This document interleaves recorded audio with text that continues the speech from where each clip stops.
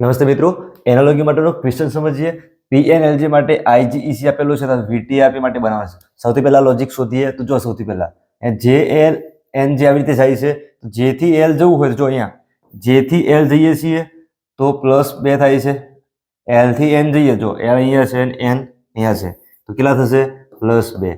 N થી પી જઈએ તો પણ +2 થાય છે. તો આ કેવી રીતે બને છે? તો જો જેની એક્ઝેક્ટ બાજુમાં આ જે છે, જેની બાજુમાં આઈ છે અહીંયા તો લેફ્ટ સાઈડ એટલે કે -1 કહેવાય છે.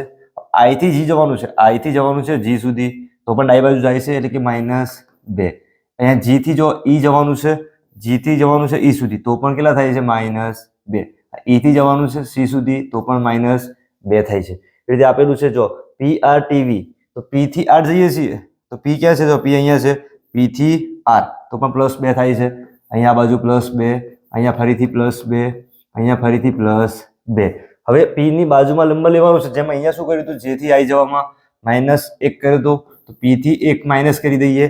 જો પી અહીંયા છે, એક સ્ટેપ એની -1 એટલે કે ડાબી બાજુ પહેલો નંબર કયો છે? ઓ નો. તો અહીંયા શું આવશે? પહેલા ઓ આવશે. હવે ઓ થી જવાનું છે ડાબી બાજુ. જો અહીંયા શું કર્યું છે -2 તો ઓ અહીંયા છે. ઓ ની ડાબી બાજુ પહેલા નંબરે એન આવે છે, બીજા નંબરે એમ આવે છે. અહીંયા લખાશે એમ. હવે એમ થી ફરીથી બીજા નંબરે જો 1 અને 2 શું આવે છે? કે આવે છે.